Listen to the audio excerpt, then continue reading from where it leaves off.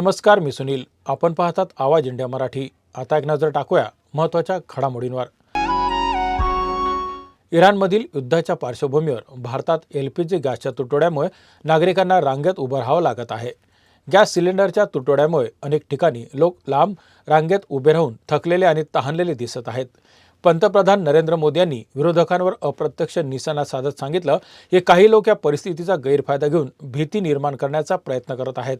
त्यांनी मंत्र्यांना निर्देश दिले की अशा दुष्प्रचारावर लक्ष ठेवत समाज माध्यमांवर सक्रिय राहावं आणि नागरिकांना थेट योग्य माहिती देत विरोधकांना उत्तर द्यावं.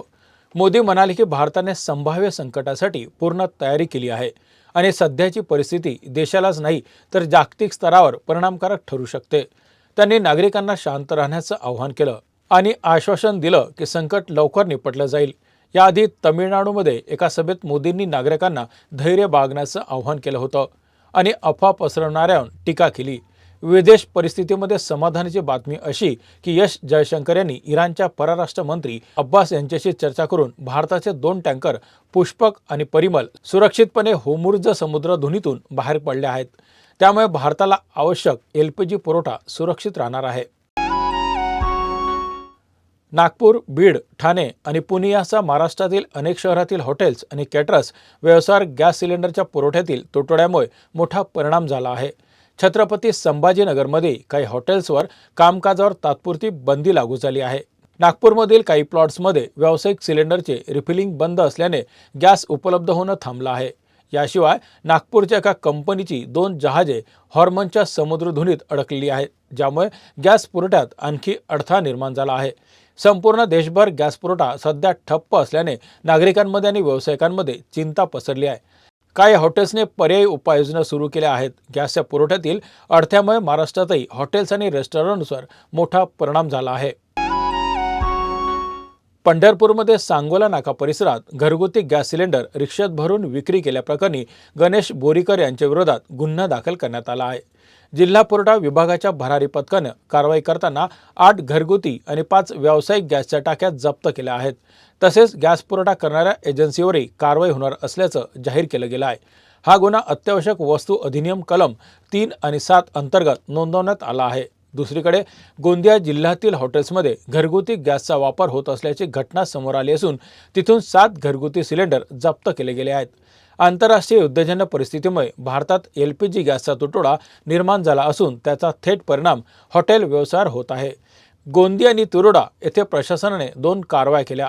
जिल्हा पुरवठा अधिकारी प्रकाश पाटील यांनी नागरिकांना अफवावर विश्वास न ठेवण्याचं आवाहन केलं आहे. सदर परिस्थितीत केंद्र सरकारनं अत्यावश्यक वस्तू कायदा 1955 अंतर्गत व्यावसायिक गॅसच्या पुरवठ्यावर बंदी घातली आहे. घरगुती गॅस सिलेंडर नोंदणीची मुदत 25 दिवसांची करण्यात आली आहे. अमेरिका, इस्रायल, इराण संघर्षाचा थेट परिणाम भारतातही जाणवत आहे. गॅस सिलेंडरचा पुरवठा विस्कळीत झाल्यानं अनेक शहरांमध्ये नागरिकांना गॅस मिळवण्यासाठी लांबच लांब रांगा लावाव्या लागत आहेत. घरगुती स्वयंपाकासाठी गॅस न मिळाल्यामुळे गृहिणी इलेक्ट्रिक शेगडीकडे वळत आहे. कल्याण, डोंबिवली परिसरातील इलेक्ट्रॉनिक्स दुकानांमध्ये इलेक्ट्रिक शेगडीसाठी मोठी गर्दी दिसून येत आहे. व्यावसायिक गॅसचा तुटवडा हॉटेल आणि खानावळ चालवणाऱ्यांवरही प्रभावित करीत आहे. काही ठिकाणी गॅस न मिळाल्यामुळे हॉटेल बंद करण्याची वेळ आली आहे.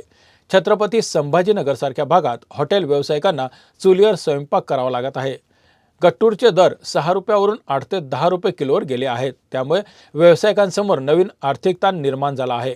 मध्य पूर्वेतील आंतरराष्ट्रीय तणावामुळे घरगुती आणि व्यावसायिक पातळीवर गॅस तुटवडा निर्माण झाल्यानं नागरिक आणि व्यावसायिक दोघांनीही पर्याय शोधावा लागत आहे. इलेक्ट्रिक शेगडीची मागणी वाढत असल्याचं आणि भविष्यात ही मागणी आणखी वाढण्याची शक्यता असल्याचं दिसून येत आहे. महाराष्ट्र सरकारच्या उद्योग विभागाने 8 कंपन्यांसोबत सामंजस्य करार केले आहेत. यामुळे राज्यात सुमारे 44,710 कोटी रुपयांची गुंतवणूक होणार आहे आणि सुमारे 7,030 रोजगार निर्मिती होण्याची शक्यता आहे. गुंतवणूक मुख्यत्वे aerospace, data centre, steel, green, innovative, hydrogen आणि नैसर्गिक वायू साठवण प्रणाली, फायबर उत्पादन या क्षेत्रात होणार आहे. मुख्यमंत्री देवेंद्र फडणवीस आणि उद्योगमंत्री उदय सामंत यांच्या उपस्थितीत हा करार विधानभवनात करण्यात आला. प्रकल्पामुळे नांदेड, नाशिक, पुणे, नागपूर, छत्रपती संभाजीनगर, चंद्रपूर, अहिल्यानगर आणि अमरावती या जिल्ह्यांमध्ये औद्योगिक विकासाला चालना मिळणार आहे. मुख्यमंत्री फडणवीस म्हणाले की शासन आणि उद्योग क्षेत्र एकत्रितपणे प्रगती करू शकतो आणि गुंतवणूकदारांना प्रशासकीय अडचणी आल्यास शासन सर्वतोपरी मदत करेल। वाढत्या उन्हाच्या तडाख्यामुळे मार्च महिन्याच्या दुसऱ्या आठवड्यात महाराष्ट्रातील अनेक जिल्ह्यांमध्ये उष्णतेची लाट पसरली आहे। विदर्भ आणि पुणे सोलापूरसारख्या भागांमध्ये तापमान 40च्या पार गेलं आहे। यामुळे विद्यार्थ्यांना आणि नागरिकांना उष्णतेचा सामना करताना अनेक अडचणी येत आहे। विदर्भातील बुलढाणा जिल्ह्यात विशेषतः तापमान 39 डिग्री सेल्सिअसपर्यंत पोहोचल्यानं जिल्हा परिषद शाळांची वेळ बदलण्याचा निर्णय घेण्यात आला आहे। शाळा आता सकाळच्या सत्रातच चालवण्यात येणार आहेत, जेणेकरून विद्यार्थ्यांना उन्हाच्या तडाख्यापासून वाचता येईल। शाळेचे नवीन वेळापत्रक सकाळी 7 ते 11:30 वाजेपर्यंत असणार आहे। यासोबतच प्रत्येक गट शिक्षण अधिकाऱ्यांना शाळांमध्ये पुरेसं पाणी ठेवण्याच्या सूचना देण्यात आल्या आहेत। परभणी जिल्ह्यातही तापमान 38 डिग्री सेल्सिअसपर्यंत पोहोचलं आहे आणि उष्णतेमुळे नागरिकांचे हाल होत आहेत। नागरिकांनी सावलीत राहणं आणि भरपूर पाणी पिण्याचा सल्ला दिला जात आहे। या बातमीपत्रात इथेच थांबत आहोत। पाहत राहा आवाज इंडिया मराठी।